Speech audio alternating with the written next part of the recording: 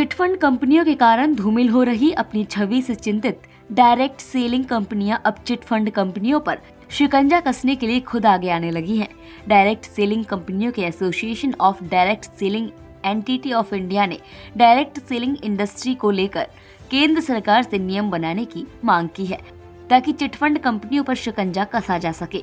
Direct selling कंपनियों के association ADSEI का मानना है कि रूल्स बनने के बाद रोजगार सृजन, आत्मनिर्भर भारत की परिकल्पना और वोकल फॉर लोकल के उद्देश्य से कार्य कर रही डायरेक्ट सेलिंग कंपनियों के लिए काम करना और भी आसान हो सकेगा।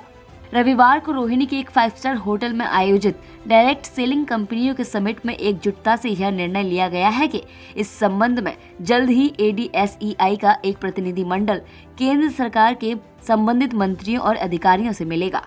बता दें कि समिट में देश भर के लगभग 50 से अधिक डायरेक्ट सेलिंग कंपनियों के डायरेक्टर्स ने हिस्सा लिया और भविष्य की योजनाओं और इस व्यवसाय से जुड़ी कंपनियों के सामने आ रही समस्याओं और उनके निदान पर विस्तृत चर्चा की।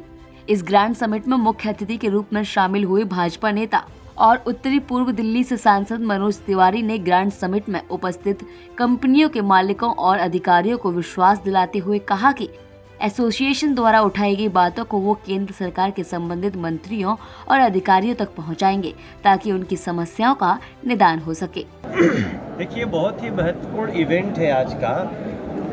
ये ADC मतलब association of direct selling entity, इसका एक प्रकार से जन्मदिन है आज। डायरेक्ट सेलिंग में बहुत सारी कंपनियां बहुत समय से हैं, लेकिन इनके लिए गाइडलाइन नहीं थी। भारत सरकार ने 2019 में गाइडलाइन बना दी, तो इनकी समस्याएं दूर हो गई और अब इनको कार्य करने में बहुत आसानी हो गई है। तो ये जो ADC है, association of direct selling entity, ये 5 कंपनियों ने इसको ज्वाइन कर लिया है। मुझे पूरी आशा और विश्वास है कि जैसा इनके टीम के एक बहुत महत्वपूर्ण सदस्य हेम पांडे जी ने कहा कि बहुत जल्दी इसमें 50 संस्थाएं होंगी।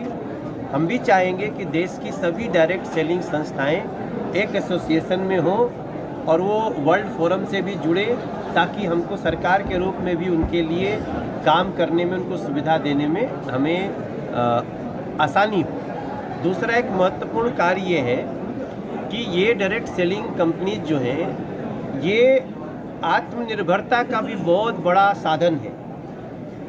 प्रधानमंत्री जी की सोच भी है हमारा देश आत्मनिर्भर हो, तो ये सभी लोग अपने मेहनत और परिश्रम से अपने को बहुत सक्षम बना लेते हैं। और साथ साथ ये सब स्वदेशी चीज़ें, आयुर्वेदिक चीज़ें, देश की बनी हुई चीज़ें, देश के लोगों के द्वारा बनाई गई चीज़ों को ही ये पहुंचाते हैं जन जन तक।